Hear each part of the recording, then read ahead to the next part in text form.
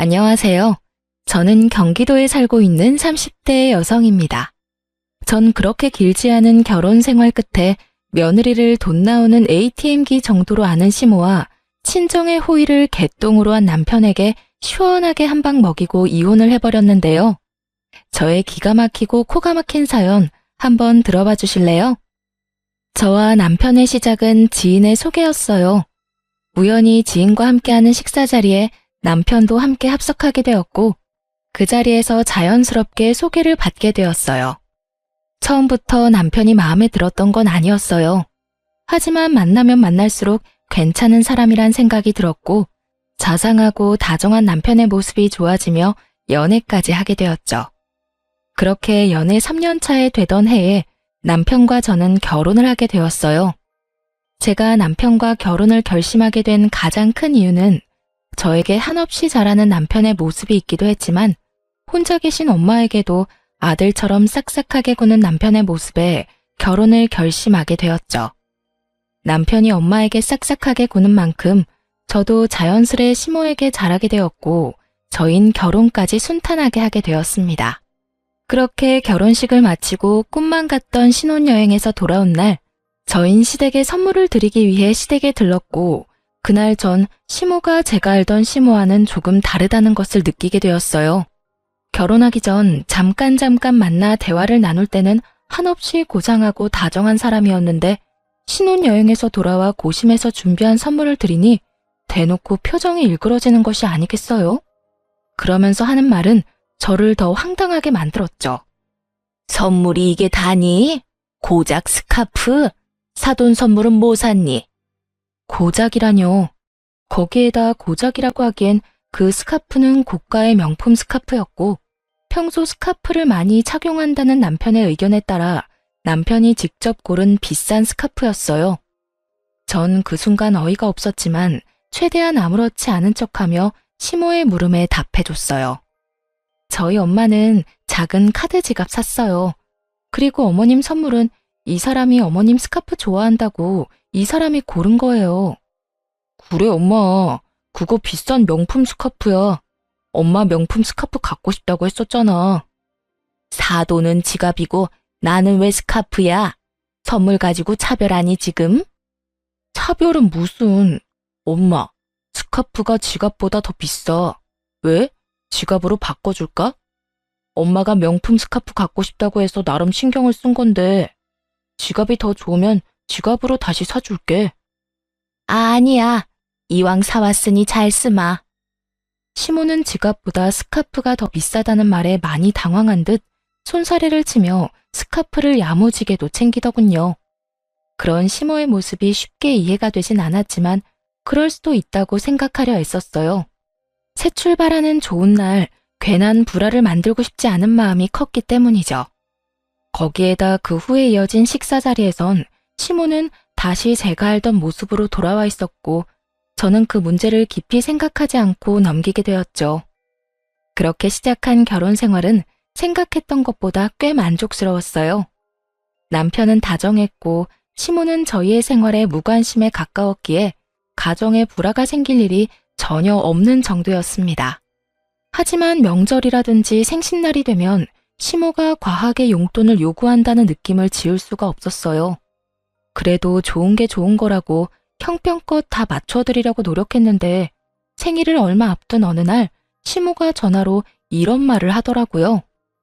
예, 옆집 며느리는 생일 때 갖고 싶은 거 마음껏 사라고 아예 카드를 줬다고 하더라. 얼마나 자랑하는지.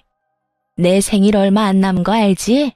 뭐 부담 주려는 건 아닌데 그냥 그렇다고. 이 정도면 그냥 무조건 카드를 내놓으라는 말과 다름이 없었고 저는 머리가 지끈하고 아파져 오더군요. 시모는 이런 말을 꼭 저에게만 했고 그렇다고 해서 명절 때 제가 드린 용돈이 적지 않은데 이번엔 아예 카드를 대놓고 요구하니 곤란한 건 사실이었어요. 1년에 한 번뿐인 생일날 카드 정도야 줄 수 있다고 생각하시는 분들도 계실 텐데 제가 그때까지 경험한 시모는 카드를 줬다간 카드를 준 제 손목을 분질러버리고 싶을 정도로 생각 없이 쓸 것이 분명했기에 선뜻 손이 나가지 않더군요. 특히나 제 돈에 대해서는 경제관념이 아예 없는 사람처럼 군 적이 한두 번이 아니었기에 그 고민은 더욱 컸어요. 그래서 전 결국 남편과 상의하기로 했죠. 여보, 곧 어머님 생신인 거 알지? 왜? 갖고 싶은 거 있으시대? 그게 옆집 아줌마네 며느리가 생일 선물로 갖고 싶은 거 사라고 카드를 줬다고 하시더라고. 들어보니 어머님도 카드 받고 싶으신가 봐. 어떻게 하지? 그래? 어떻게 하긴 뭘 어떻게 해. 그냥 통 크게 카드 드려. 남편은 대수롭지 않게 말했고 전 그런 남편의 말에 참 어이가 없더라고요. 뭐? 아무리 그래도 카드를 어떻게 드려. 아무리 그래도 그건 좀 아닌 것 같아. 그깟 카드 좀 주면 어디가 덧나? 큰일이라도 난대? 우리 엄마 그렇게 생각 없는 사람 아니야. 아마 옆집 아줌마가 카드 받았다고 하니 본인도 며느리한테 카드 받았다고 자랑하고 싶어서 그러는 거지. 생각 없이 막 쓸 사람이 아니라고. 써도 얼마 쓰지도 않을 테니까 그냥 드려. 알겠어? 그래? 알겠어. 어쩌면 자신의 엄마를 몰라도 저렇게나 모르는지 화를 내며 호언장담하는 남편을 보며 어찌나 한심했던지 모릅니다. 제가 아무리 말해도 남편은 시모의 씀씀이를 받아들일 리 없었고 그랬기에 저는 일단 알겠다고 한 뒤 저희가 생활비 카드로 쓰는 남편의 카드를 시모에게 주었어요. 남편의 말처럼 자랑 목적으로 카드를 달라고 했다면 다행이지만 저는 절대로 그렇게 생각하지 않았으니까요. 시모는 카드를 받고선 어린아이처럼 기뻐했고 그날 저녁 남편은 사색이 된 얼굴로 집으로 돌아오더군요. 사색이 된 남편은 저를 보자마자 다짜고짜 화를 내기 시작했어요. 당신 생활비 카드로 백화점에서 쇼핑을 이렇게 하는 여자가 어디 있어? 이게 다 얼마야? 뭘 얼마만큼 산 거야 도대체? 무슨 말이야 그게? 내가 무슨 쇼핑을 해? 발뺌하는 거야? 참나, 이거 좀 봐봐. 이거 당신이 다 쓴 거잖아. 저의 물음에 남편은 씩씩거리며 승인 문자들을 보여주며 여전히 화를 내고 있었어요. 승인 내역을 보니 역시나 시모는 저의 예상대로 쇼핑을 아주 시원하게 했더라고요. 평소 남편 돈은 몰라도 제 돈은 어디 버튼이라도 누르면 나오는 돈으로 여기는 시모였기에 당연히 이런 상황을 예상했던 전 씩씩거리는 남편을 여유로운 표정으로 바라봤고 그 순간 다시 승인 문자가 울리더군요. 한식당에서 뭘 얼마만큼 먹었는지 20만 원에 가까운 승인 문자가요. 이게 뭐야? 당신은 여기 있는데 왜 혹시 카드 잃어버렸어? 잃어버리긴 당신이 어머니한테 카드 주라며. 그래서 우리 생활비 카드 줬어. 뭐? 그럼 이게 다 엄마가 쓴 거란 말이야? 내가 아니라 어머님이 다 쓰신 거야. 하루 종일 아주 야무지게도 쓰셨네. 이게 다 얼마야? 그 순간 일그러진 남편의 얼굴에서 할 말이 참 많아 보였지만 자신이 한 말이 있어서인지 남편은 아무 말도 하지 못한 채 방으로 들어가 버리더군요. 전 그런 남편과 시간차를 두고 뒤따라 들어갔고 남편은 안방에 딸린 화장실에서 통화 중인 듯 했어요. 언뜻 카드, 쇼핑 이런 이야기들이 들리는 것을 보니 시모에게 전화를 하는 듯 했고 남편은 조금 화가 난 목소리인 듯 했지만 시모에게 별다르게 화를 내는 것 같진 않더라고요. 뭐 어떻게 화를 내겠어요. 자기 엄마가 생일날 며느리 카드인 줄 알고 신나게 쇼핑했는데 그거 가지고 크게 화를 내기에도 모호한 상황이니 그저 속만 끓을 뿐이었겠죠.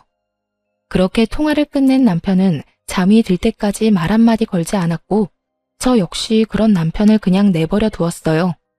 다음날 회사에 출근해서 일을 하고 있으니 화가 잔뜩 난 시모에게서 전화가 오더군요. 얘, 너 진짜 애가 왜 그러니? 내가 네 카드 달라고 했지? 언제 내 아들 카드 달라고 했어? 아, 그거요.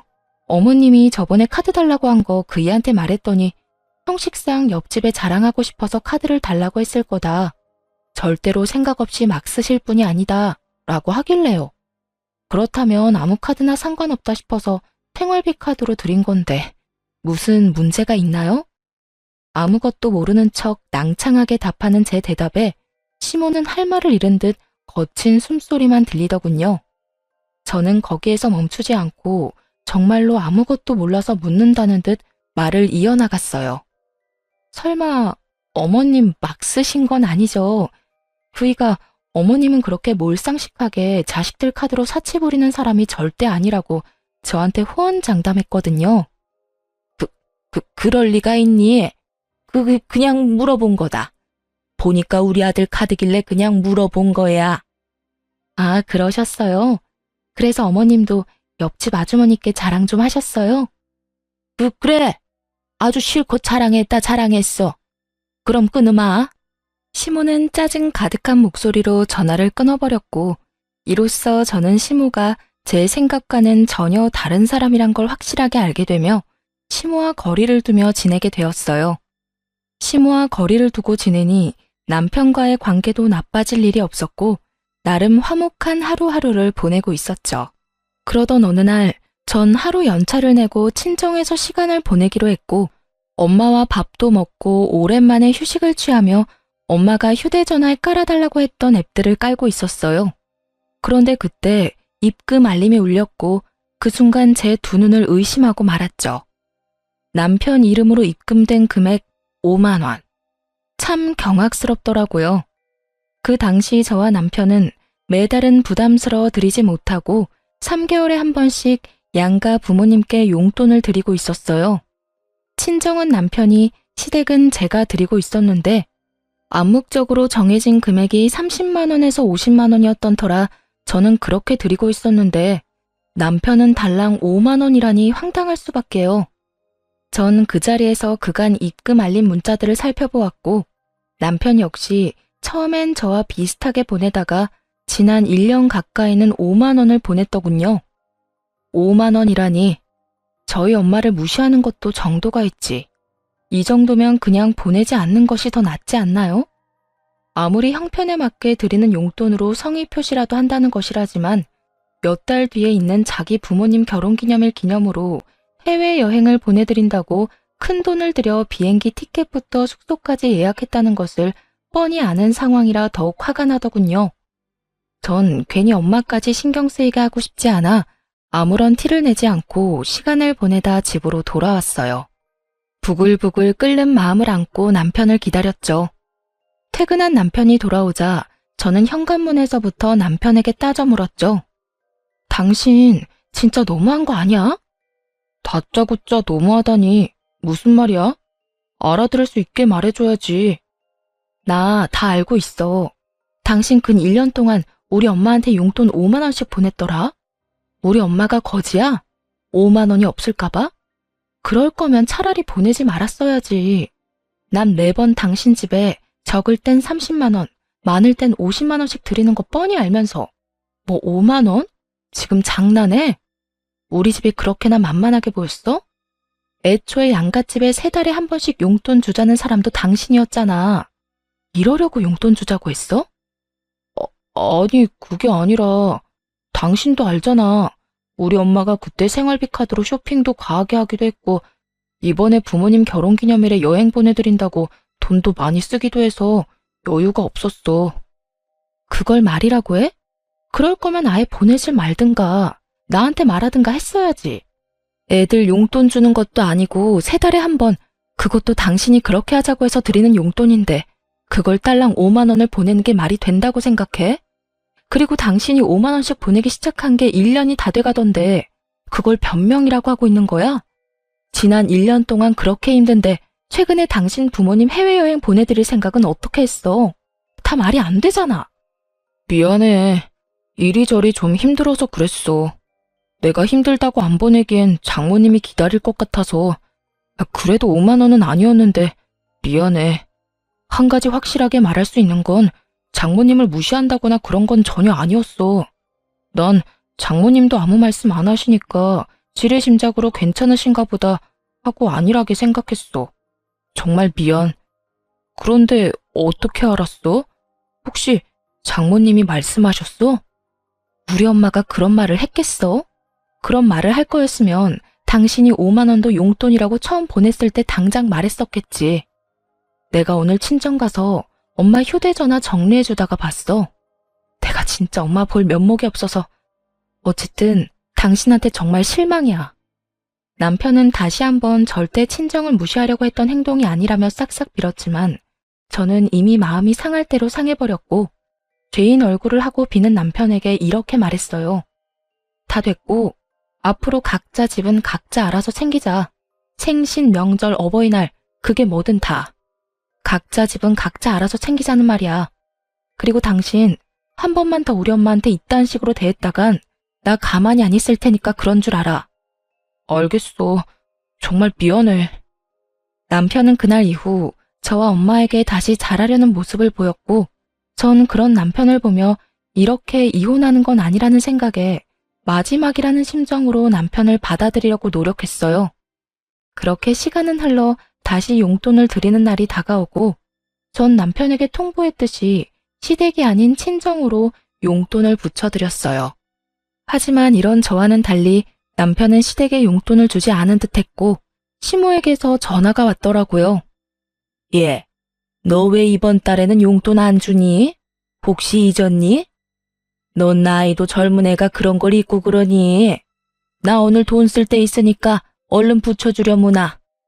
제가 무슨 시모에게 돈 빌린 빚쟁이도 아니고 용돈 달라는 사람이 얼마나 당당한지 참 기가 다 막히더군요. 어머님, 이제부터 각자 집 용돈은 각자 챙기기로 했어요. 그러니까 그렇게 급하면 그이한테 전화해보세요. 뭐? 그런 게 어디에 있니? 매번 네가 줬으면 계속 네가 줘야지. 왜 내 아들한테 주라고 그러니? 그러지 말고 그냥 네가 줘. 괜히 바쁜 애한테 그런 거 시키지 말고. 알겠니? 언제나 늘 그렇듯 돈만 연관되었다 하면 시모는 독불장군처럼 대화가 통하지 않았고 전 그런 시모를 잘 알기에 일단 알겠다는 말과 함께 전화를 끊고 돈을 붙여주었어요. 남편이 그랬듯이 딱 5만 원을요. 돈을 입금하고 얼마 지나지 않아 시모에게서 득달같이 전화가 다시 오더군요. 너 지금 5만 원 붙인 거니? 나랑 지금 장난해? 오냐오냐 해줬더니 시험이 무서운 줄 모르고 날 무시해도 유분수지. 어디서 5만 원을 보내 5만 원을? 내가 무슨 거지인 줄 알아? 그러게요. 저도 잘나신 어머님 아들이 저희 엄마한테 근 1년 동안 딸랑 5만 원씩 보내길래 무시해서 그런 줄 알았더니 그건 아니라고 하더라고요. 그래서 저도 무시하는 건 아니고 남편이랑 너무 차이나게 용돈 드리는 것도 아닌 것 같아서 딱 5만 원 보낸 건데 무슨 문제 있을까요? 어쨌든 이번 달부터 각자 집은 각자 챙기기로 해서 제가 굳이 드릴 필요는 없지만 어머님이 당장 내놓으라고 이리 성하니 제가 인심 써서 드리는 용돈이에요. 그러니 아껴 쓰세요, 어머님. 뭐라고? 내 아들이 5만 원을? 그랬을 리 없다. 절대 아니야. 저도 제 두 눈을 의심했지 뭐예요. 정 못 믿겠으면 직접 아들한테 전화해서 물어보세요. 그럼 끊어요. 며느리를 빚쟁이 대하듯 막 대하는 시모에게 저 역시 친절하게 예의를 다해야 할 필요를 느끼지 못했고 이때쯤부턴 저 역시 시모에게 대우라는 걸 하지 않게 되더군요. 오는 대우가 그따위이니 가는 대우 역시 이따위일 수밖에요. 특히나 돈 선물 때문에 매번 이 난리이니 미운 정도 떨어져 버린 지 오래였어요. 이런 인간이란 걸 왜 진작 알지 못했을까 회의감마저 들었으니 시모와 예전처럼 지내기는 이미 글러버린 일이었죠.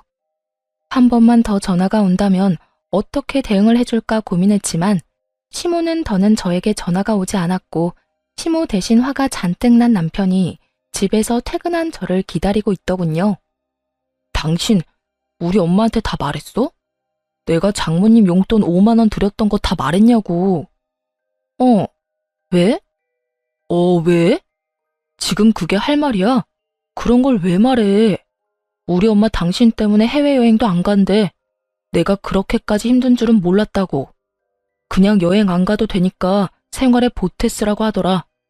왜 그런 소리를 해서 엄마 아빠 여행도 못 가게 만들어? 왜 무능한 아들을 만드냐고? 어쩔 거야? 어떻게 책임질 거냐고? 지금 나한테 책임을 묻는 거야? 정신 차려라 제발. 당신은 내가 시간이 남아도는 사람처럼 보이니?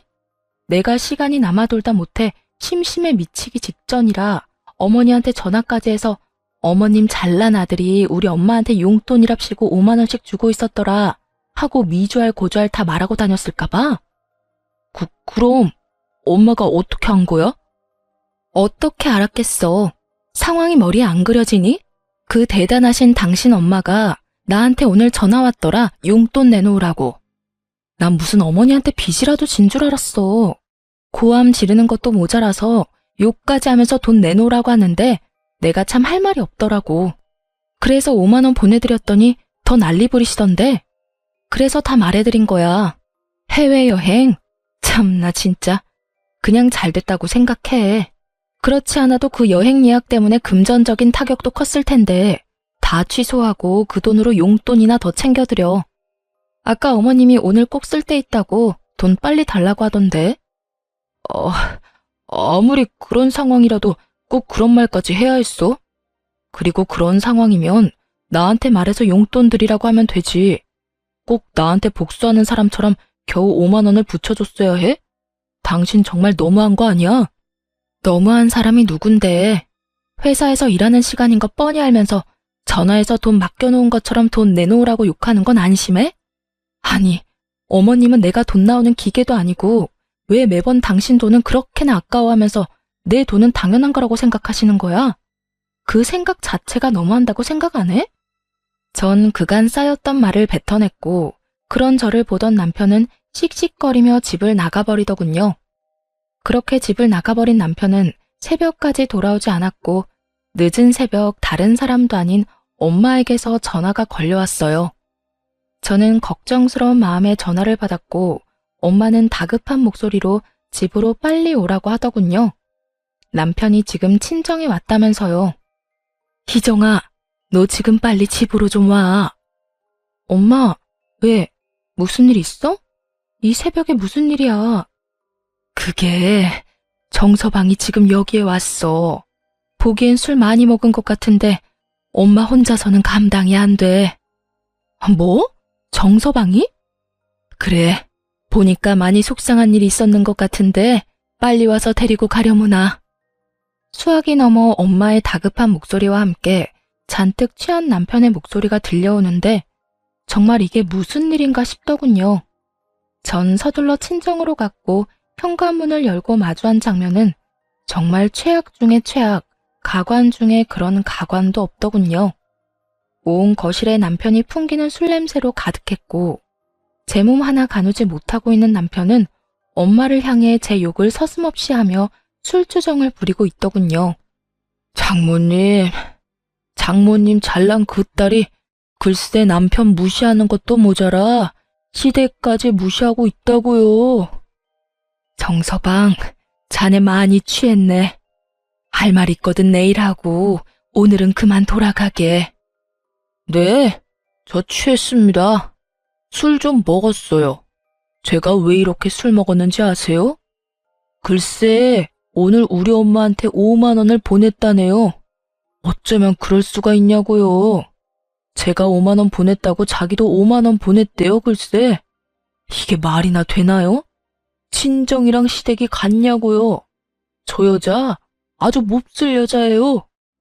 남편의 주정이 계속되는 사이 엄마는 머리를 부여잡으며 곤란해했고 전 할 수만 있다면 남편의 입을 찢어버리고 싶을 정도로 화가 끓어오르고 있었어요. 그야말로 남편이 개가 된 모습을 보는데 전 어떤 말도 섞고 싶지 않더라고요. 생각 같아선 버리고 집으로 돌아오고 싶었지만 그럴 순 없는 노릇이기에 끊임없이 주정을 늘어놓는 남편을 끌고 집으로 돌아왔어요. 그 후 남편과는 말도 섞지 않으며 이혼하기로 결심을 굳혀가고 있었어요. 다음 날 술이 깬 남편은 저에게 어떤 사과의 말도 하지 않더라고요. 물론 친정에도 찾아가서 빌기는커녕 연락조차 하지 않은 듯 했고 전 굳이 그런 인간을 붙잡고 당장 사과하라고 말하기도 싫어서 아무 말도 하지 않고 있었어요. 건성건성 시켜서 하는 사과 해봤자 뭐하며 받아봤자 뭐하겠어요? 반성도 없고 변하는 것도 없을 텐데요. 그렇게 저흰 돌이킬 수 없는 관계가 되어가고 있었습니다. 그러는 와중 시모의 생일은 다시 다가왔고 시모에게 전화가 왔더군요. 아가, 조금 있으면 내 생일인 건 알지? 네, 잘 알고 있어요. 그러면 다행이고, 이번 생일 땐 선물이나 용돈은 됐고 생일상 좀 차리거라. 집에서 친한 지인들 불러서 간단하게 밥이나 함께하고 넘어가려고. 이번 주 주말에 한 10명 정도 오기로 했으니까 그런 줄 알고, 좋아하는 음식들이 다 다르니까 꼭 챙겨야 하는 음식은 따로 문자로 보내주마. 아, 간단하게 10명이요? 이번 주말이고요. 그래. 그리고 생일 선물이나 용돈은 필요 없긴 하지만 정 네가 챙기고 싶으면 챙겨도 되니까 그렇게 알고. 그러면 주말에 보자. 이쯤 되니 화도 나지 않았고 어쩜 저런 생각을 다 해낼까 싶어 아낌없는 찬사마저 나오더군요. 제가 전화를 끊고 헛웃음을 뱉어내고 있으니 그런 저를 보던 남편이 무슨 일이냐고 물어왔고 전 남편에게 알려주었어요. 왜? 무슨 일이길래 그렇게 웃어? 우리 엄마 아니야? 맞아. 곧 어머님 생신이잖아. 이번엔 간단하게 지인분들 불러서 생신하고 싶다네. 간단하게 한 10명 부를 테니까 와서 상 차리라고. 10명이 간단하게가 맞는 거야? 당신 생각은 어때? 생신상? 그게 왜? 그리고 10명이면 간단한 거지. 옛날에는 동네 잔치도 하고 그랬어. 그 정도는 며느리로서 당연히 해야 할 도리 아니야? 이러니 저러니 군말하지 말고 생신상이나 제대로 준비해. 엄마 친구분들도 많이 오신다고 하니까 엄마 망신당하지 않게 제대로 솜씨 발휘해보란 말이야. 언제는 자기 부모 생신인데 왜 저보고 그런 고생을 하냐며 자기 부모 생신 땐 자신이 미역국부터 해서 다 준비할 테니 신경도 쓰지 말라던 남편은 어느새 저런 골빈말이나 뱉어내는 놈으로 변해 있더군요. 기대를 한 것은 아니었는데 이렇게 변해버린 남편을 직면하고 나니 더는 이런 남자와 함께 살 이유가 없다는 생각이 들더군요. 그깟 생일상 충분히 차려드릴 수 있는 일이었지만 이때까지 일어난 일들로 인해 충분히 시댁과 남편에게 실망했고 무엇보다 이혼을 고민하는 와중이었잖아요.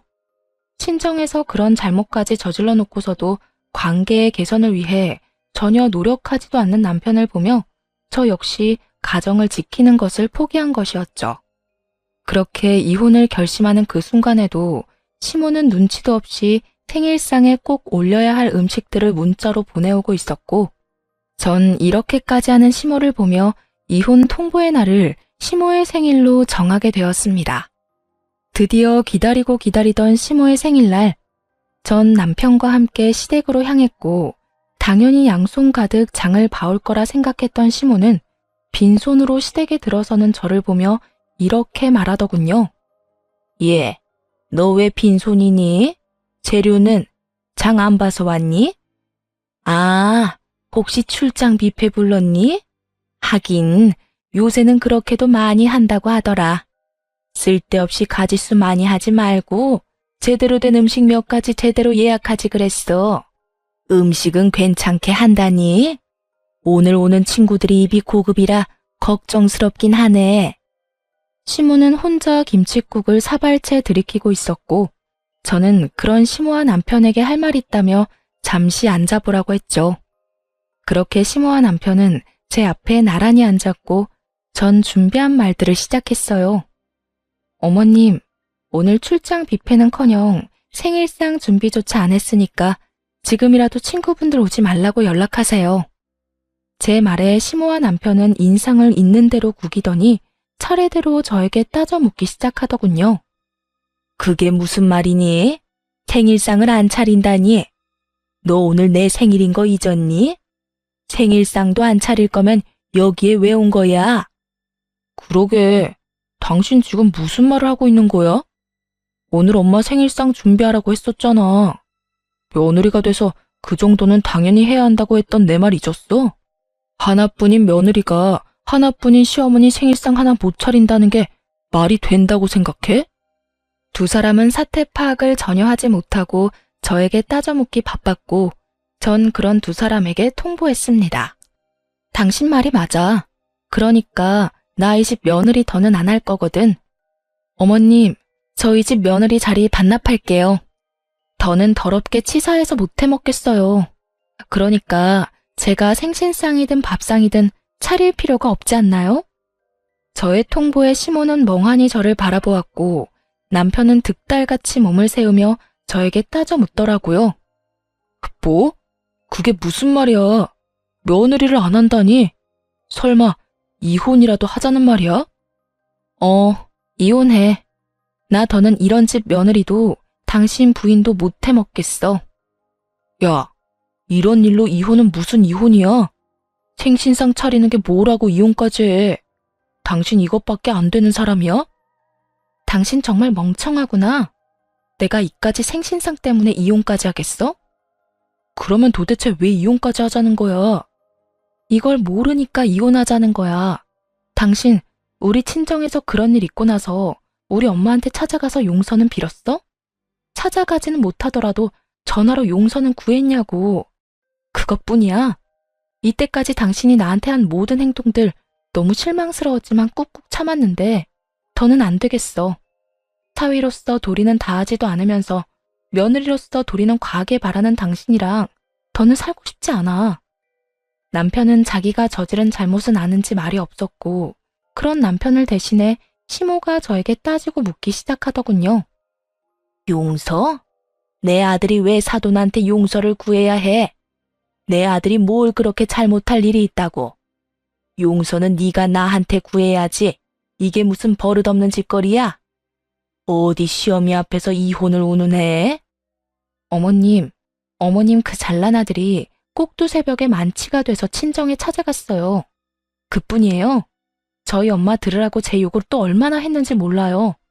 고함은 얼마나 질러대는지 제가 참 친정엄마 별 면목이 없더라고요. 그런데 그 잘난 어머님 아들이 그런 사고를 쳐놓고 저희 엄마한테 이날 이때껏 연락 한 통 안 하고 있지 뭐예요? 그러니 제가 눈이 돌겠어요, 안 돌겠어요? 그러니 제가 어머님 생신상이나 차리고 있고 싶겠어요? 언성을 높이는 시모와 그런 시모에게 뒤지지 않을 만큼 고함을 지르는 저. 그야말로 난리도 그런 난리가 없었습니다. 시모는 믿을 수 없다는 눈빛으로 남편을 쏘아보더니 이내 남편 놈을 운운하고 나서더군요. 남자가 술 많이 마시고 그러다 보면 그런 실수쯤은 다 하는 거야. 그런 걸 잘 감싸줘야 진정한 내주지. 어디 나서서 고개를 숙이라 말라 명령질이야. 큰일할 남자한테 함부로 아무 데서나 고개 숙이라고 하면 안 되는 거야. 그리고 사돈도 다 이해하실 거다. 아무렴 사위는 백년 손님인데 이해하고 말고. 정말 그 입에서 뱉어지는 한마디 한마디가 뭐 같아 말을 섞고 싶지도 않더군요. 저는 그런 시모에게 비웃음과 함께 이렇게 말해주었습니다. 어머님은 그렇게 잘 생각하시고요. 전 전혀 그렇게 생각하지 않으니 이혼하겠습니다. 제가 이혼하고 어머님 아들 다시 그 잘나신 품에 돌려드릴 테니 이혼하거든 앞으로도 쭉 그런 아들로 그렇게 잘 키워보세요. 아마 그런 식으론 제 혼은 죽었다 깨도 힘들 테니 쭉 끼고 한평생 잘 사시면 돼요. 이 인연이 말이면 단줄 아나 어디서 그딴 막말을 해? 막말은 무슨? 진심인데요. 잘 생각해보세요. 재혼을 한다 한들 어떤 여자가 버티고 살겠어요? 그러니까 저처럼 남의 집 귀한 자식 인생 망치지 말고 그냥 어머님 품에 쭉 끼고 사세요. 시모는 제 말에 화가 잔뜩 났는지 몸을 부들부들 떨며 제 뺨을 때려버리더군요. 한 대 맞을 각오는 했던 터라 놀랍지도 않더군요. 저는 시모에게 맞자마자 놀란 눈으로 상황을 지켜보는 남편에게 다가갔고 그대로 남편의 뺨을 때려버렸어요. 제가 남편의 뺨을 있는 힘껏 때려버리자 시모는 악소리를 지르며 저에게 달려들더군요. 내 인연! 어디서 내 아들을 때려? 네가 뭔데? 니까짓 게 뭔데 내 눈앞에서 내 아들을 때려? 오늘이 네 제삿날인 줄 알아. 내가 더 가만히 둘 것 같아? 전 악다구니를 쓰며 달려드는 시모의 팔을 붙잡아 내팽개치며 이렇게 말했어요. 제가 한 대 맞아들이니까 힘으로 저를 이길 수 있을 거라고 생각했어요? 예의상 한 대 맞아들인 거고 더는 남아있는 예의가 없어요. 그러니까 다신 제 몸에 손대지 마세요. 시모는 남편의 옆으로 고꾸라졌고 전 그런 두 사람에게 이렇게 말했어요. 이젠 정말 이혼밖에 없어. 그러니까 조용히 이혼해. 구질구질하게 굴지 말고. 저를 죽일 듯이 노려보는 시모와 망연자실한 남편 놈을 뒤로 한 채 저는 현관문을 열었고 현관문 앞은 언제 온 것인지 시모의 친구들이 줄지어 현관에 귀를 대고 있더군요. 언제 온 것인지 확실히 알 순 없었지만 한 가지 확실히 알겠는 건 저희의 다툼을 모두 들었다는 것이었어요. 저마다 표정이 놀람과 호기심 그리고 경악으로 눈을 반짝이고 있었거든요. 전 그런 구경꾼들을 위해 현관문을 닫지 않고 들어가 보라고 했고 그 열린 문틈으로 시모의 한탄이 들어오더군요. 이놈아, 어쩌다 그런 짓까지 했어? 술을 마시려거든 곱게 마셔야지. 어쩌다 사돈 집까지 찾아가서 그딴 주정을 부렸냐고. 그리고 그딴 짓을 했으면 당장 다음 날이라도 찾아가서 용서를 구했어야지. 뭘 잘했다고 고개 빳빳이 들고 그러고 있어? 네가 사돈 용돈으로 5만 원 줬다고 할 때도 내가 기가 막혔는데 뭐? 술주정? 이걸 어쩔 거야? 그러면 어떻게 해? 돈이 없는데. 이게 다 엄마 때문이잖아. 엄마가 내 카드로 쇼핑만 안 했어도 5만 원 드릴 일도 없었고 엄마가 해외여행 보내달라고 노래만 부르지 않았어도 내가 그렇게 생활이 힘든 일은 없었다고. 술주정? 그까짓 게 왜? 엄마가 아까 그랬잖아. 남자가 술 마시고 그러다 보면 그런 실수도 하는 거라고. 실수 좀 한 것뿐인데 굳이 내가 장모님한테 찾아가서 용서까지 빌어야 해? 내가 왜? 아니, 이 녀석이 진짜 그래도 정신 못 차리고. 나 같아도 이혼하지, 이혼해. 나 같아도 너 같은 인간이랑 못 살겠다. 그때까지도 정신을 못 차린 남편과 그런 남편을 질책하는 목소리가 밖으로 새어나오고 시모의 지인들은 저마다 남편을 욕하기 바쁘더군요. 저런 인간 말종도 또 없다고요. 전 그런 욕들을 뒤로 한 채 집으로 돌아왔고 그 이후 빠르게 이혼을 진행했어요. 남편은 저의 예상대로 이혼에 비협조적이었고 전 소송까지 진행하게 되었죠. 소송을 진행하는 동안 전 친정에서 지내고 있었고 남편은 마지막까지 발악하며 친정까지 찾아와 울고불고 하며 빌더군요. 여보, 정말 잘못했어. 내가 정말 미쳤었나 봐. 막상 당신이랑 이혼해야 한다고 생각하니까 나 정말 죽을 것만 같아. 나 당신 없이 못 살아. 그러니까 사람 하나 살리는 셈 치고 한 번만 용서해주면 안 될까? 어쩌지? 난 당신이랑 살면 죽을 것 같은데? 여보, 내가 진짜 잘할게. 정말이야. 내가 이렇게 빌잖아. 진작 좀 잘하지 그랬어. 이제 와서 이래봤자 소용없으니까 그만하고 돌아가. 단호한 저의 태도에 남편은 도저히 안 되겠다 싶었는지 엄마 다리를 붙잡고 늘어지더군요. 장모님, 제가 앞전엔 정말 잘못했습니다. 제가 술을 너무 많이 마셔서 제정신이 아니었다고요. 그러니까 장모님이 이 사람 좀 설득해주세요. 이런 일로 이혼이라니 말도 안 되잖아요. 그러게, 진작 좀 잘하고 살지. 이제 와서 이렇게 한들 무슨 소용이야. 이미 마음이 떠난 것을. 그러지 말고 일어나서 돌아가게. 나도 더는 할 말이 없네.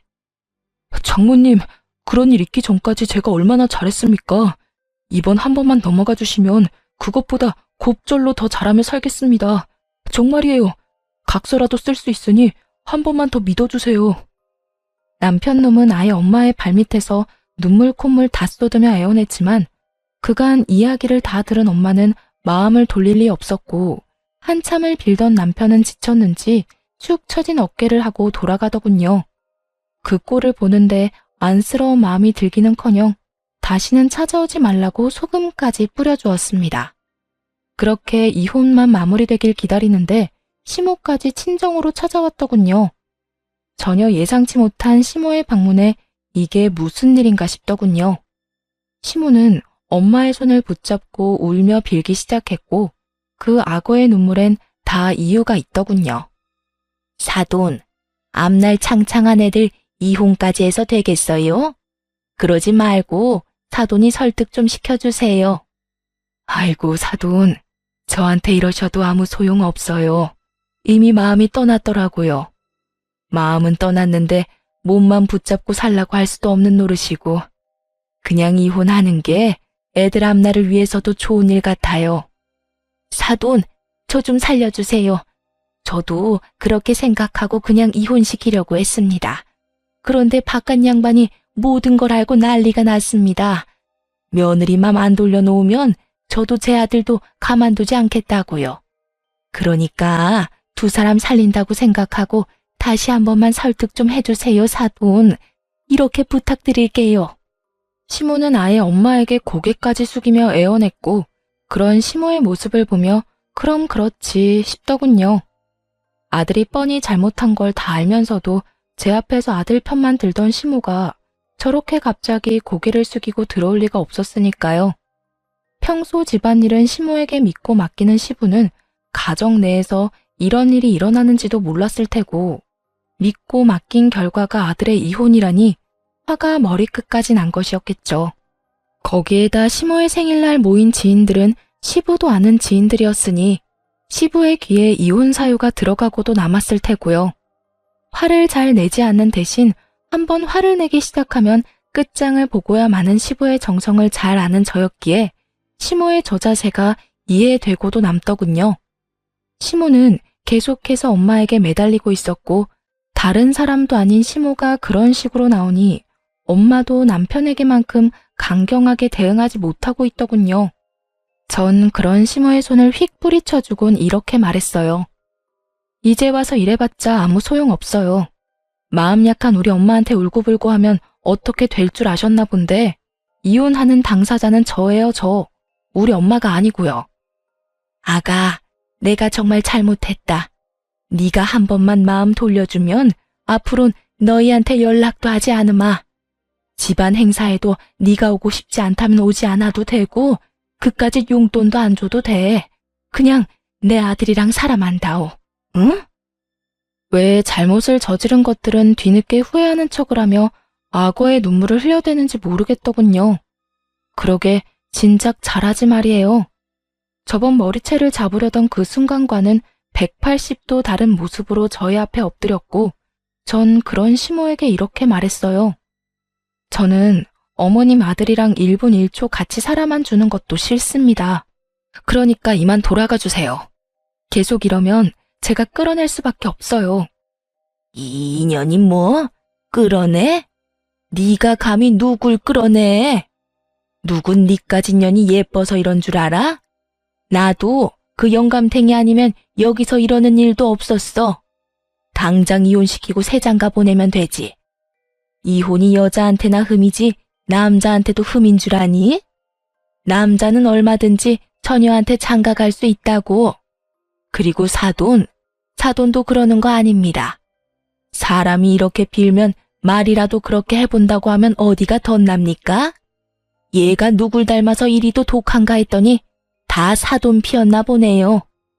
시모는 마지막 발악에 가까운 막말을 쏟아내고 있었고 전 그런 시모를 끌어내며 이렇게 말했어요. 아줌마, 여기 와서 행패 부리지 말고 당장 나가세요. 한 번만 더 찾아오면 경찰에 신고할 테니 그런 줄 알고요. 그리고 오늘 와서 이렇게 행패 부린 거 아버님께 전화해서 다 말할 테니 그렇게 아세요. 질질 끌려 쫓겨난 시모는 굳게 닫힌 현관문 앞에서 한참이나 난동을 부려댔고 제가 부른 경찰분들이 오고 나서야 시모는 집으로 돌아갔습니다. 그렇게 두 사람은 찾아오지 않았고 전 소송에서 이기며 시모와 남편에게 위자료를 받고 이혼하게 되었어요. 이혼이 확정되는 당시 전 남편의 몰골은 거의 폐인에 가까웠고 그 모습을 보는데 참 통쾌하더군요.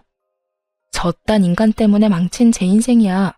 앞으로 제가 열심히 행복하게 잘 살면 회생이 될 테지만 그 인간은 회생이 불가능해 보였어요. 이혼과 동시에 전 번호도 바꿔버리고 회사도 이직해 전 남편과 전 시댁의 소식은 듣지도 전하지도 않고 살고 있어요. 가끔 이혼 후 전 시모와 전 남편이 전 시부에게 정말로 쫓겨는 났을까 문득 궁금해질 때도 있지만 굳이 알아서 뭐 하겠어요. 이미 끝난 인연이고 더는 그런 인간들 이야기로 귀를 더럽히고 싶지도 않은걸요.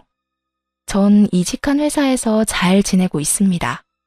그 지옥 같은 결혼 생활에서 탈출한 지도 5년이란 시간이 다 되어가고 현재는 남자친구도 있어요. 제가 이혼한 지 3년이 지났을 때 회사에서 만난 남자로 제가 언제나 늘 최고고 제일 예쁘다고 해주는 제 눈엔 세상 누구보다 멋진 남자예요. 한번 크게 대인 상처가 있어서 그런지 아직까지 결혼 생각은 없긴 하지만 사람 일은 또 모르는 일이지 않나요? 그래서 무조건 아니다, 안 된다 생각하지 않고 마음을 열고 천천히 알아보려고요. 이로써 저의 긴 사연도 끝이 났어요. 어떠셨나요? 답답하신 분들도 통쾌하다 하신 분들도 계셨을 것 같아요. 결혼 생활을 시작할 당시 전 남편을 위해서라도 시댁과의 관계를 원만하게 유지하고 싶었고 그랬기에 더욱 그러려니 하며 노력하고 살았습니다. 하지만 시간이 지나 지금 생각해보니 제가 잘못 생각했던 것 같아요. 아닌 건 아니고 옳은 건 옳은 건데 말이죠. 혹시나 저처럼 시댁의 과한 요구에도 가정을 지키기 위해 참고 인내하며 사시는 모든 아내분들, 부디 우리 할 말은 적당히 하고 살아요. 그러면 저는 이만 물러가 볼게요. 긴 시간 함께 해주셔서 너무 감사합니다. 다들 행복하세요.